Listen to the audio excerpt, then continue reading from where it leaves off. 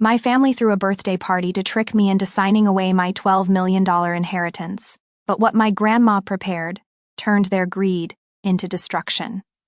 My name is Madison. I am 28 years old, living in Chicago, and working in senior financial consulting. People often call me the steady one, the girl who holds it together when the whole family starts to fall apart. And I guess that is fair. I am the one who paid off my brother's tuition after he lost his scholarship for partying, the one who took on over $60,000 of debt my dad had blown on shady investments, and the one who quietly covered every one of my mom's credit card bills, even though she has never once asked if I was doing okay. I used to tell myself, family is family. No matter what, you keep trying. But over time, that definition started to suffocate me. Last week, I got a text from my mom. "Dear Madison, come by the house at 6 o'clock tonight. We have something special for you." For some reason, my fingers froze on the screen. Something special from my mother, Ellen, usually meant trouble. The last time she said something like that, the whole family had gathered to get me to co-sign a loan for Hunter's new startup, just a few months after his last company went under. I sat in my car, parked in front of the 2-story suburban house I had helped pay for 4 years ago. Of course, it was under my parents' names. Through the warm yellow light in the windows, I could see people moving around and hear the muffled laughter. I stepped out, adjusted my coat, and rang the doorbell. The door opened, and there was my mom, fully made up, bright red lipstick, eyes sparkling a little too much. "Surprise!" she squealed, pulling me in. The living room was packed with relatives I had not seen since Christmas 2 years ago. Uncle Henry, Aunt Joan, even my cousin Daphne, who only ever shows up when there are gifts or cash. Everyone shouted in unison, "Happy early birthday, Madison!" I smiled, pretending to be surprised. "Oh, wow. You guys really got me," I said, though the only thing I felt was suspicion. My mom guided me to the couch in the middle of the room, and my dad quickly handed me a cocktail. "Your favorite?" "Green apple gin," he grinned from ear to ear. "I have hated gin since I was 25. Sit down, sweetheart," my mom said gently, though I noticed her eyes flick toward the side table where a leather-bound folder sat neatly as if waiting. I sat down and glanced at the first page. Asset allocation agreement, Louise Bennett, inheritance trust. I tilted my head. "What is this, Mom?" "Oh, just some boring paperwork," she said quickly, placing her hand on mine. "Let us look at it later, sweetheart. Tonight is for celebrating." I smiled, but my hand was already reaching for the documents. "Actually, I would like to look now if that is okay." The room suddenly went still. My dad stood up awkwardly, raising his glass. "A toast to Madison, the brightest star of the family," he said, voice slightly rushed. I flipped to the first page.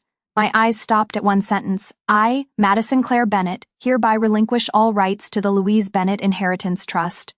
I looked up at my mother. "Mom, what is this?" She forced a smile. "Just a formality, honey. It is for tax purposes." "Tax purposes or transferring everything to the family without telling me?" I asked, voice calm but eyes locked on hers. "Madison," Hunter cut in. "Please just sign it. Everyone has already agreed." I laughed, but it was not a happy laugh. "So, this is the real reason for the surprise birthday party?" My mom clenched her hands. The smile disappeared. "Do not make a scene. Everyone is here." I closed the folder and placed it on my lap. "Then let everyone hear it. They deserve the truth." I looked around the room, familiar faces that suddenly felt so foreign, and I knew this night would be the beginning of something entirely different. I was still sitting there in the living room I used to know so well, but now felt like a stranger's home. The air was so thick I could hear my heartbeat in my chest. The folder was still in my lap, the leather cover slightly bending where my fingers dug into it. No one said a word.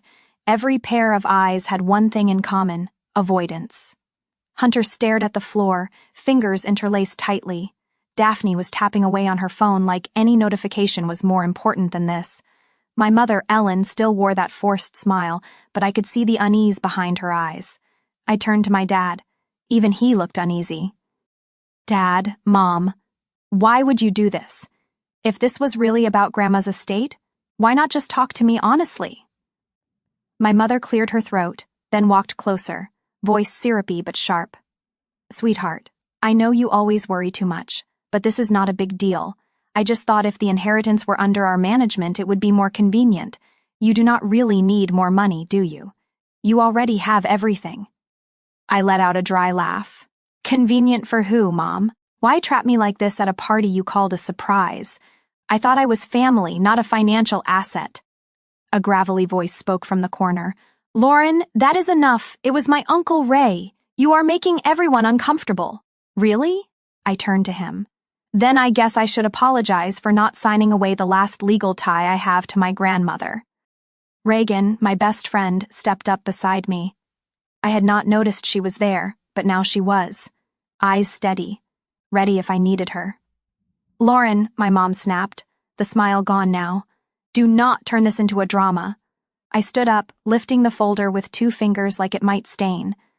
The thing is, Mom, you wrote the script, and I unfortunately refused to play the part. I walked to the dining table, gently placed the folder down, then looked up at every face in that room. Grandma Louise left everything to me because she knew, and tonight you all proved she was absolutely right. Silence. I turned to Reagan. Can we go? She nodded. But before I reached the door, my mother called out. If you do not sign, there will be consequences, Lauren. I turned back and looked her straight in the eye. I have lived with consequences my whole life, Mom. Now I choose clarity. And I walked out of that house, not with tears or anger, but with awareness. Reagan's car glided quietly down the street lined with golden lights. I leaned back, my heart still rattled from everything that had just happened. You okay? She asked softly. Not yet, but I will be, I answered, staring out the window. Reagan was silent for a while, then murmured, Your grandma must have seen this coming. I nodded. Yeah, I think she left something more behind. Not just money, maybe a video, a letter, a way to expose them. Reagan gently squeezed my hand. Then it is your turn now. I held her hand tightly, then nodded. Tomorrow I am meeting Grandma's lawyer. We stopped at a small lakeside cafe, where the golden lights shimmered across the rippling water like a sheet of glass. Reagan sat down 2 cups of hot tea while I reached into my purse and pulled out the folder my mother had tried to get me to sign. I flipped through the pages again, this time slowly, making sure I did not miss a thing. It was not just the inheritance waiver. There were attachments, too. A temporary power of attorney and a financial reallocation sheet which clearly stated that nearly 100% of my grandmother's assets would be transferred to a new trust, one managed by my parents. Reagan looked at me, her expression darkening. They were not planning to give you a single dollar. I nodded. Not only that, they planned to use my name to make it all look legal. If I signed this, I would basically be handing them the keys myself. She bit her lip, thinking, What about your grandmother's lawyer? You said you were going to reach out. I pulled out my phone and reopened the last message my grandmother Louise had sent me just a week before she passed. Dear Lauren, if things ever start to feel confusing, go see my attorney, Mr. Gerald Price. I left some things for you. I called the office first thing the next morning. A professional-sounding woman answered and scheduled an appointment for 10 o'clock in the morning. I arrived 10 minutes early, heart pounding in my chest. The office was inside a classic red brick building in downtown Boston with large windows facing the park. Gerald Price was a calm, silver-haired man in his early 60s. He greeted me with a firm handshake and invited me into a room lined with law books. On the desk sat a thick envelope bearing my name, carefully sealed. Mrs. Louise left a private video recording for you, he said, opening a drawer and taking out a USB drive. She also left additional documents related to the original trust which your family is now trying to restructure. I took a deep breath. The video? Can I watch it now? He nodded, then plugged the USB into his computer. The screen lit up, and a familiar voice filled the room. Slow, warm, slightly frail with age, but still sharp. Lauren, if you are watching this, then things are unfolding just the way I feared. I sat upright, eyes locked on the screen. You have always been kind, the only grandchild who never asked for anything. That is why I want to protect you. I saw how your mother treated others, even me, using family as an excuse to take advantage, all in the name of sacrifice. I left you everything, not because you needed it, but because you deserve it. My hands clenched, eyes burning. The screen switched to the trust's original terms. It clearly stated, If there was any attempt to force the heir to forfeit their rights, all assets would be automatically redirected to the charitable organizations she had named. "Your family is unaware of this clause," Mr. Price said, "but if you give the word, I can activate it today." I looked at him in this video. "Can I have a copy?" "Of course." He handed me a fresh USB. "And there is one more recording. It is meant for the family." I took the device, heart pounding with mixed emotions, but then a plan began to take shape. "I think it is time the whole family watched the video together." Reagan met me in the parking lot. I told her everything on the ride back. When I mentioned the video, her eyes lit up. "You are going to show them?" I nodded. "Tonight I am hosting a small get-together right at that house." "So, your surprise party becomes their surprise twist." I smiled, and this time I am the one writing the script. Once everyone was there, I would play the video in front of them all. And if anyone still tried anything shady, that clause transferring 100% to charity was still waiting. They had no idea, but I knew better than ever that they were the ones being tested. That evening, I sent out a short round of texts. "Mom, I have thought it over. Tomorrow, I am inviting everyone to my apartment at 5 o'clock in the afternoon. I would like to resolve everything peacefully." The reply came almost instantly. "Sweetheart, I knew you would come around. I am so glad we will all be there." I did not even need to read it carefully. I knew my mother. Ellen Langston never turned down a gathering where she thought she might win. Reagan helped me rearrange the living room. I borrowed a mini projector from the office and mounted it on a shelf facing the sofa. The wall would be the screen, clean and unobstructed. I took one last look around the room, then placed the USB with Grandma Louise's message next to the computer. My heart was pounding, but not from fear. It was because I knew after today, nothing would be the same again. At exactly 5 o'clock in the afternoon, the doorbell rang. My mother was the first one through, wearing a soft beige dress, her hair carefully styled and heels clicking like she was walking a runway. "Where is Madison?" she asked the moment she crossed the threshold, calling me by the middle name only she still used when she wanted to remind me, "I gave birth to you." "I am the one who invited everyone," I said as I stepped out calmly. "Please come in." My dad came in next, followed by Uncle Ray, Aunt Linda, and Hunter, who looked visibly nervous. I offered them seats, then walked over to the projector. "I would like to share something," I said, voice low but clear enough to hush the room. I plugged in the USB. The screen lit up, and there she was, Grandma Louise. Her silver hair was pulled back neatly, her sharp eyes focused, and her voice just as soothing as those summer afternoons when I had listened to her tell stories as a child. "If you are watching this, it means Lauren refused to sign anything you brought her." I heard a small shift from where my mother sat, but she said nothing. "I have established a trust that cannot be changed.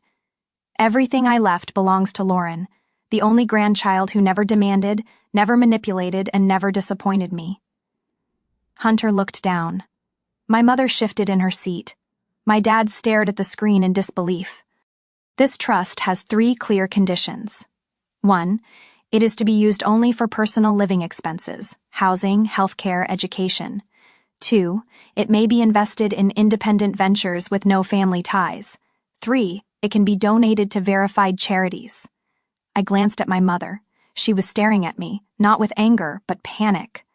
"If any family member tries to coerce Lauren to give up her inheritance or sues to claim it, 50% of the funds will be immediately transferred to the 4 named nonprofits." The silence. I shut off the projector. "I know that yesterday you planned for me to sign away everything, but I also know that was not Grandma's wish, and I am no longer the naive child you could push around." My mother shot up, voice trembling. "You are blowing this out of proportion. Everything I did was for you." "Really?" I asked quietly. "For me? Or because you were afraid that if I held the inheritance you would no longer have access to solve your own problems with my money?" My father slammed his hand on the table. "Enough, Lauren. This is family. We share everything." I looked him straight in the eyes. "I have shared enough. This time I am keeping what is mine." I pulled a copy of the trust conditions from the envelope and placed it in the center of the table. Grandma saw all of this coming. "And if anyone in this family still plans to break that trust, just know every action has a consequence." My mother clutched her purse, her eyes darting, lost. "You will regret this. One day you will need us." I nodded slowly. "Maybe, but today I need something else, respect. And I am not trading that for any amount of money." Then I opened the door. "This meeting is over." My apartment was quiet again, but this time it did not feel lonely. It felt peaceful. I looked at the USB on the table. It did not just hold a will. It held my grandmother's trust in me, that I could make my own choices and that I was worthy of doing so. And if they still tried to flip the board again, they would learn I already had my next move ready. The next morning, I sat alone in my small kitchen next to a cold cup of coffee.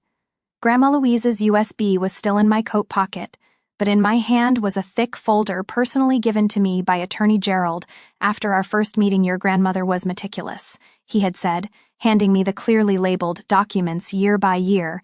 "She kept records of every financial transaction involving your family, from credit cards opened in your name back in college to disguised money transfers labeled as medical expenses."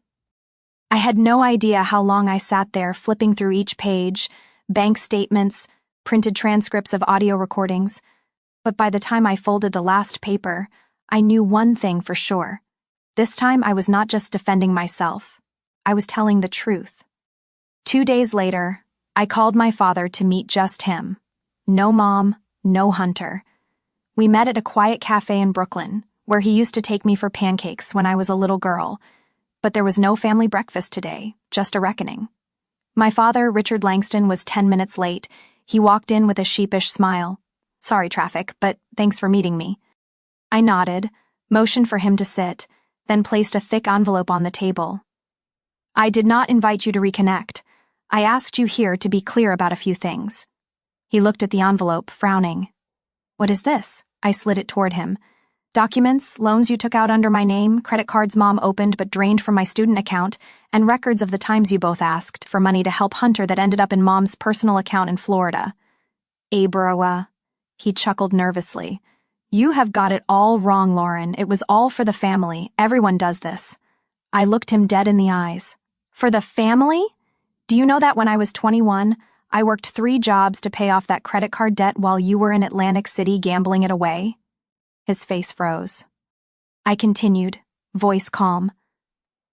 "Do you remember when Mom called me crying, saying Hunter had been in a car accident and needed $8,000 for surgery?" I pulled out a printed bank statement. 2 hours later, that money went to a car dealership in Miami, where she bought a good deal on a used Range Rover. "Where did you hear that?" he stammered. I slid over another paper, a recording of her conversation with the seller. Grandma kept it. She knew. She always knew. My father leaned back, wiping his face. For the first time, he was not the composed man I remembered. He looked like someone losing control of the game. "What do you want?" he asked, no longer pretending to be calm. I crossed my arms. "Not money, not an apology, just this. Stop." He squinted. "From now on, you and Mom do not touch a cent of my inheritance. No more phone calls begging, no more fake emergencies, no more accidental account numbers from Hunter." I leaned forward, voice firm. "If anyone in this family tries to access the trust again, I will file charges, and I have everything ready to go to the IRS or the Financial Crimes Unit." He opened his mouth to respond, but I cut him off. "And one more thing, I know you are looking to hire another lawyer to challenge the will, but the trust clause is very clear. If there is coercion or legal dispute, 50% of the assets go straight to charity." I stood, gathering my documents. "So, if you want to call Mom to strategize, go ahead. Just know every wrong move will cost you half." He stared at me, trying to gauge whether I really meant it. I gave a slight smile. "You taught me how to play chess, remember? Sacrifice the pawn to protect the queen. Looks like you chose the wrong piece this time." I walked out of that cafe without looking back, and for the first time in years, my steps felt weightless. This was not about money anymore. It was about reclaiming control over my own life, something they never thought I would be brave enough to do. On Monday morning, I arrived at Attorney Gerald Price's office at 8:45 in the morning. The family meeting was scheduled for 9 o'clock, and I wanted to be the first one there, not out of politeness, but to double-check that everything was ready. The conference room was perfectly prepared, the projector had been tested, and the hardbound documents were neatly arranged on the table. On the screen was the paused opening frame of the final video Grandma Louise had recorded. her stern face, eyes fierce behind her glasses. Gerald entered, carrying another thick folder. Everything is in place, and as requested, all financial evidence has been printed and clearly marked. I nodded. Good. No pleasantries when they get here. At exactly 9 o'clock in the morning, the door opened. My mother, Ellen, walked in first, followed by my father, Richard, and Hunter. They dressed like it was a boardroom meeting. Mom in a slate gray blazer, Dad wearing his signature red tie, his power tie as he called it. Hunter said nothing, hands stuffed in his pockets, avoiding my eyes. Gerald began.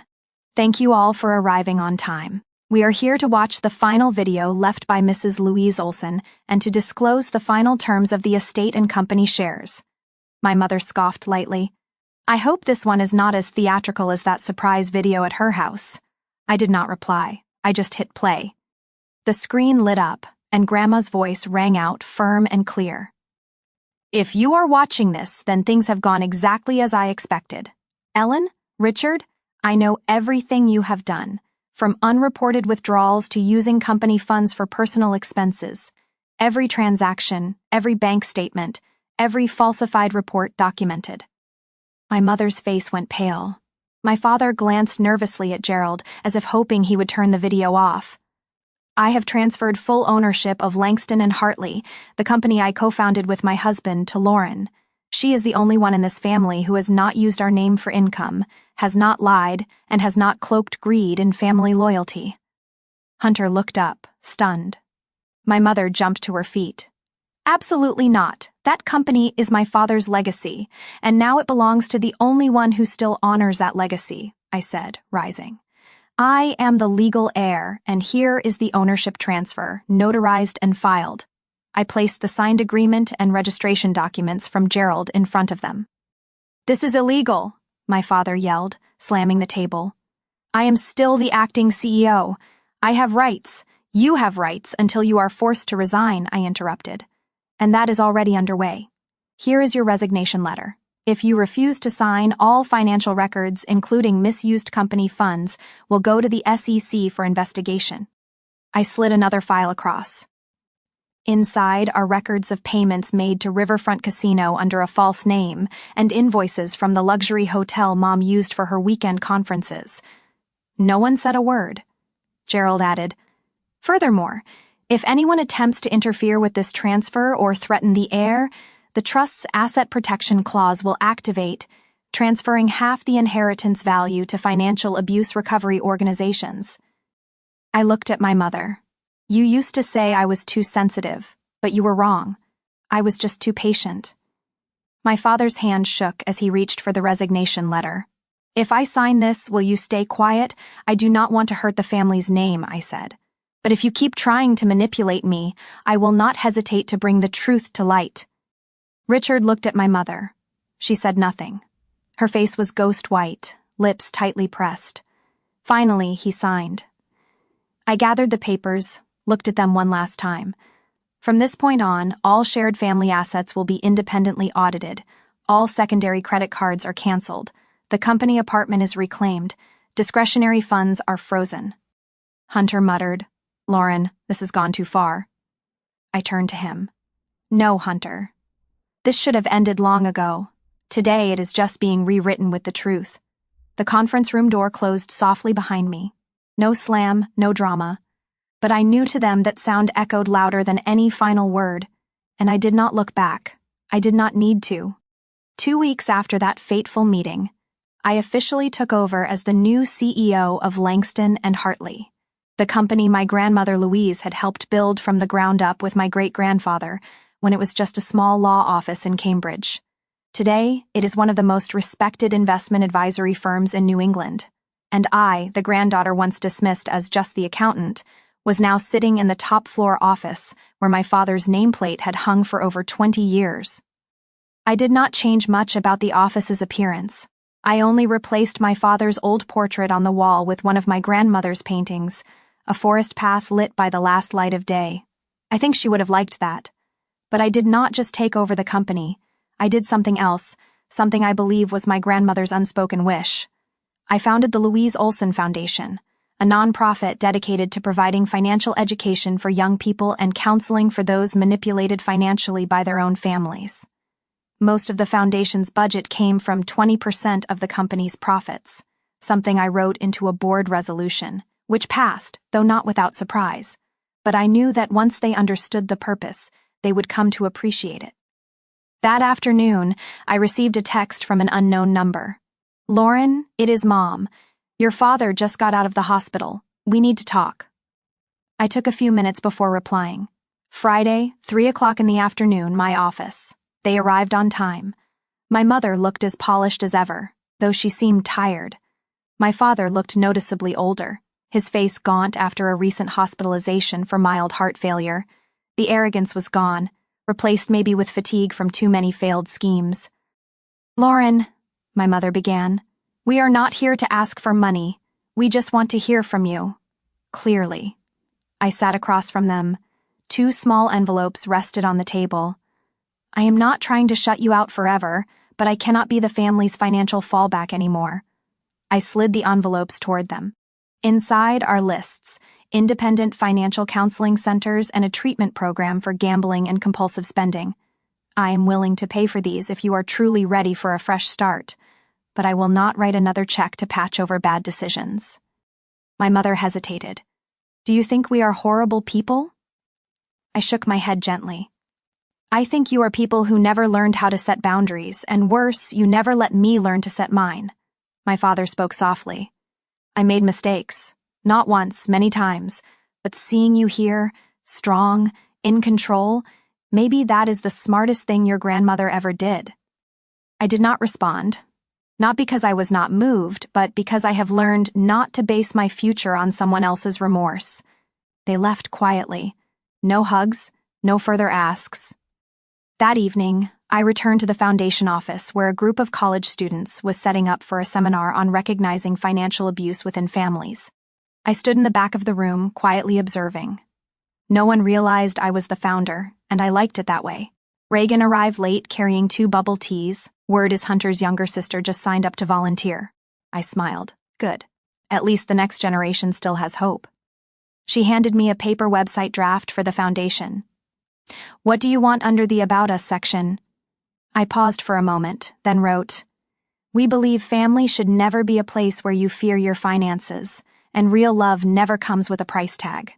Reagan nodded, eyes lighting up. "Perfect. Your grandma would be proud."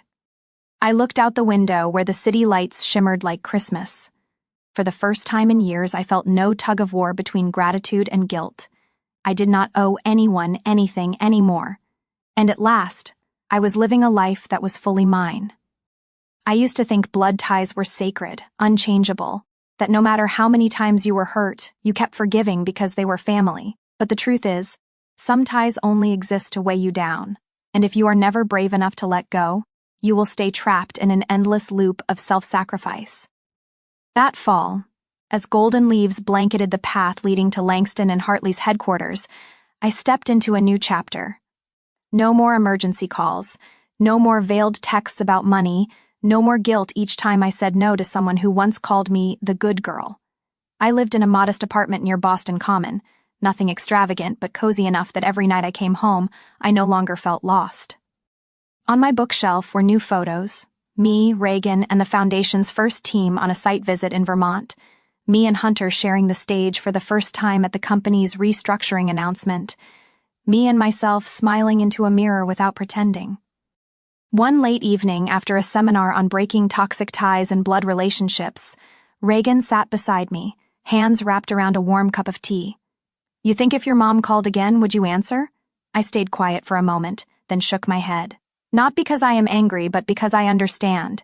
Every time I open that door, I give them another chance to take what took me years to reclaim, peace."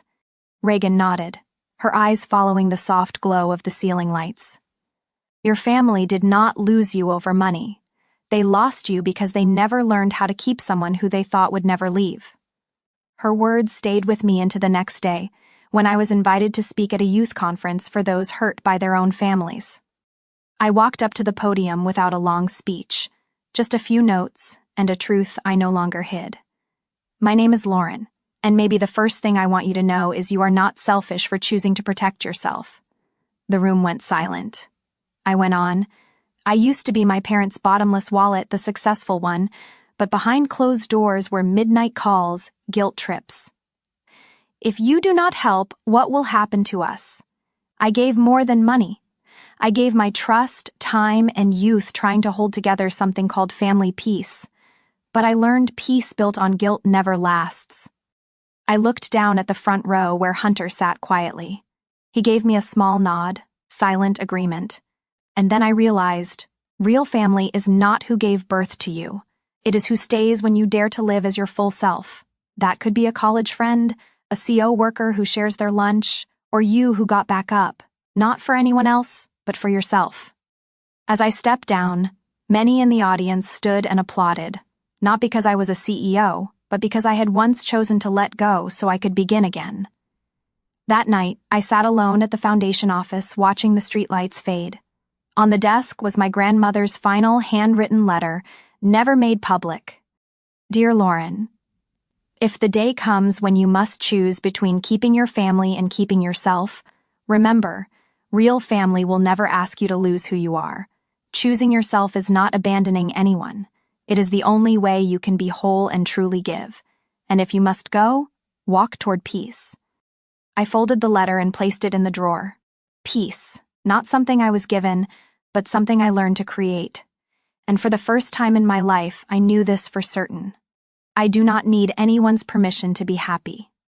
Lauren's story is a powerful reminder that sometimes the bravest thing we can do is set boundaries, even with our own family. Blood does not equal kindness, and true love does not come with conditions. In a world where so many are manipulated under the guise of duty, Lauren chose to live by her values, rebuilding her life on truth and self-worth. She proved that happiness does not come from pleasing others, but from having the courage to be honest with yourself.